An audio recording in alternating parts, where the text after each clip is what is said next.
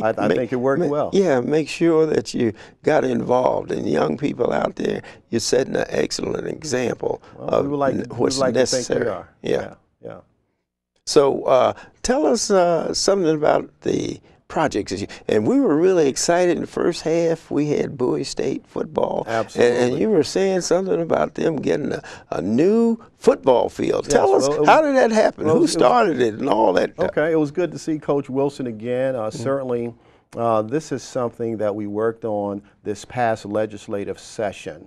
Certainly, Delegate Jay Walker and myself and a couple of our other colleagues from the 24th Legislative District, as well as the entire Prince George's delegation.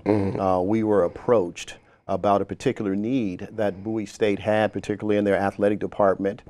Certainly, you've had an opportunity to visit the field. I've had an opportunity, perhaps many other people around the county have had an opportunity to visit Bowie State's football field, and they understand the deplorable conditions that those athletes were asked to train and to play their ball games on. And we thought that it was absolutely necessary that we assist them in upgrading their field, particularly when you look at the monies that we've assisted other institutions of higher learning in Maryland, particularly in the area of building new stadiums. And we thought at the very least we could assist Bowie in trying to upgrade their facilities, because being a former athlete, I understand the importance of having proper equipment, but more importantly, playing on proper facilities. And that field was basically a hazard, in my opinion, to not only the players from Bowie State, but those visiting teams that also came in. So we were able to come up with necessary funding to provide to Bowie State and assist them in getting a new state-of-the-art artificial turf field. And we were extremely pleased that we were able to do that. And certainly I'm looking forward to going down there once again and seeing this finished product. So I think it's exciting times. I'll be there at first home game. Hopefully I'll get an opportunity to stop by as well, but I'm really excited. And also it's a good feeling to know that you were able to assist them in upgrading their facility. Also, with most college campuses, when you have a football program, it's a major revenue generator for the university.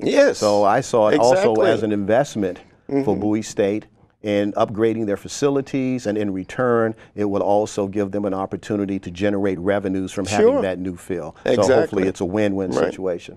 So now we're working on lights, right?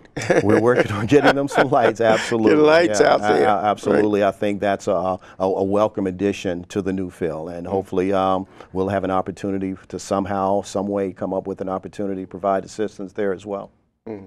Okay. Well, tell us something about your proposals for this upcoming term. Well, I tell you, right now we are going through elections. Certainly this year in the state of Maryland, we are now not experimenting, but we are now doing early voting. This is something that we put into place this last session, where we will allow voters to come out a week before the primary in hopes of getting greater participation in democracy.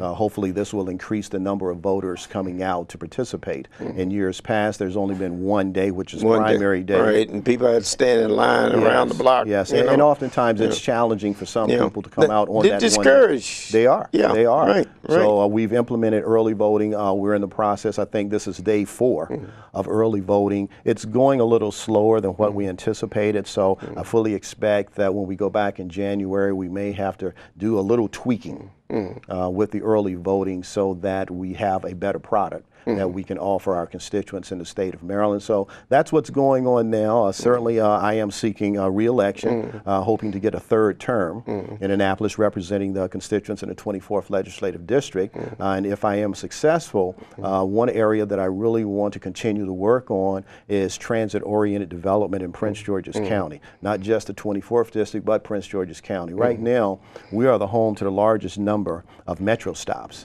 And unfortunately, we do not have the same type of growth and development that we see our neighbors in Northern Virginia and Montgomery County around their metro stops. So I think it's imperative that we're able to secure transit-oriented development where we can have retail and commercial growth around the metro stops, as well as some residential components as well.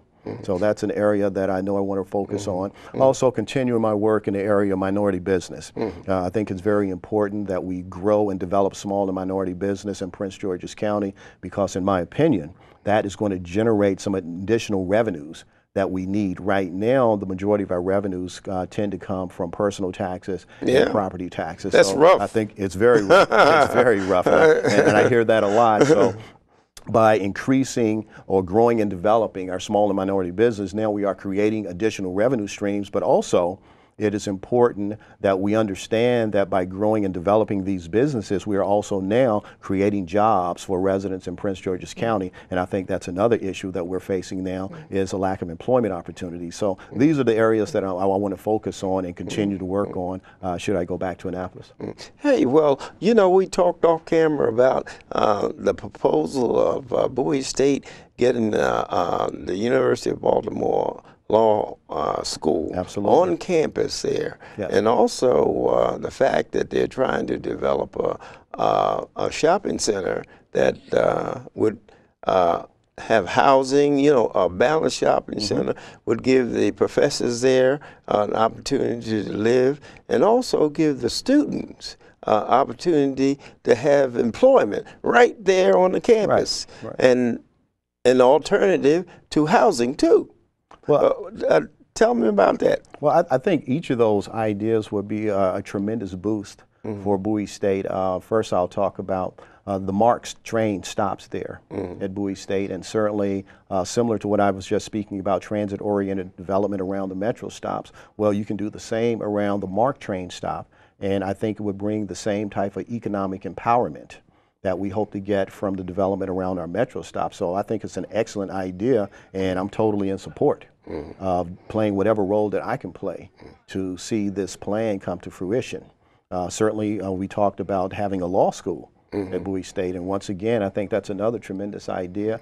Certainly, it gives the university another tool, and more importantly, it gives our students that choose to attend Bowie State University an opportunity to expand and grow their knowledge base. Also, I think with it being located in Prince George's County, that it would also provide services for those students that live south of Prince George's County through Waldorf, Charles County, St. Mary's County, on down through Leonardtown. So I think it's also an excellent idea, but more importantly, it will help to grow and develop Bowie State. Well, you know, quite often you're a product of an environment where politics was in the family. Yes. How would you get young people involved into the political system? Because getting involved in political system, you get into the economics of the county. Sure. Well, it all starts with exposure. In my opinion, that's how you get anyone to go in any particular areas, through exposing them to different things. I know the senator that I served with, Senator Nathaniel Exum, who served the 24th District for a long time. He is the architect of a student legislative day in Annapolis, and certainly I've been participating for 8 years, where he brings high school age students from various schools in Prince George's County, but also Baltimore City. They come from around the state, and we have a designated day where we allow them to sit in our seats and to actually engage in the legislative process as we do for 90 days in representing the constituents in Maryland. Well, how do you get involved in that? We contact Senator Exum's office, and you can get the information, you can get the details on when it's going to take place and how you can get your students involved. But this is something he's been doing longer than the 8 years that I've been participating, but it's an excellent opportunity. Aside from that, I just encourage students to go out and volunteer their time, whether it's in a municipality or whether it's in the city where they may live, or if they are fortunate enough to know who their representatives are, whether it's on a municipal level, state level, or a county level, but volunteer your time. I know that in the school systems here in Maryland, the students have to have a certain number of community hours before they can graduate, and I think that's an excellent way to get community hours, by volunteering around some political or public service office. So you're advising the young people to actually get involved in the volunteer aspects of the politics. Yeah, absolutely. Yeah. Well, I like to call it public service Public because service, that's okay. what I see myself doing, Right. serving the public, trying to improve the quality of life for those individuals that have trusted me as one of their leaders or one of their representatives. And I think it's important that we start teaching our young people the virtues and the value of giving back at an early age. Well, that's what one of my pet things is. I think that all of us have not been successful by ourselves. No, not at all. It's because someone else gave back, and I think that idea that you have, that and the students get that idea that they have to give back to the community through volunteerism or whatever. You know, you got to be part. You can't keep taking out of the system. You got to give something back to it.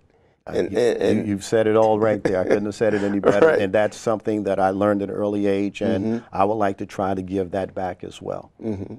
Okay, tell me some of your legislation that you have in mind is coming up in your next term. Well, I tell you, one of the issues that I think we are going to have to address, and this is something that I think is a byproduct of the national recession that we're all feeling.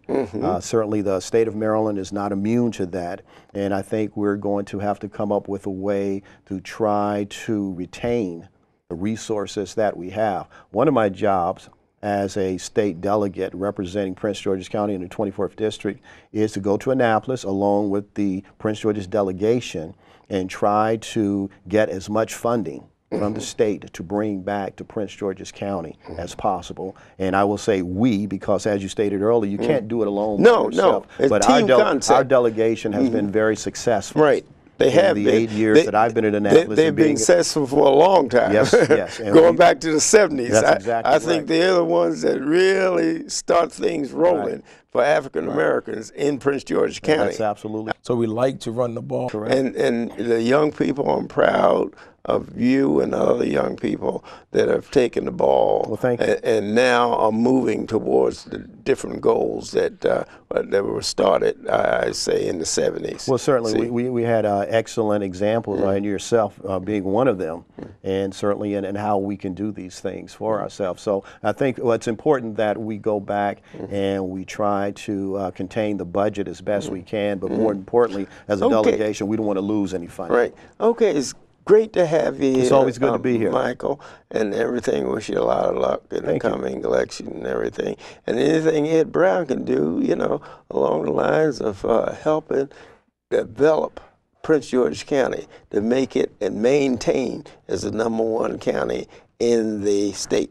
Well, certainly, I that's what appreciate we're striving for. Well, I'll lean on you for some knowledge and wisdom. Okay, nice having you here, Mike. It's good to be here. Thank you so much. Okay, take care.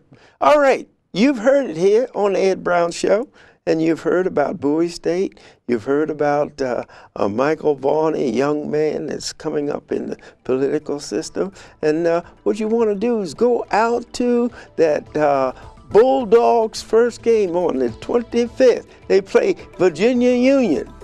Take care now. See you next time.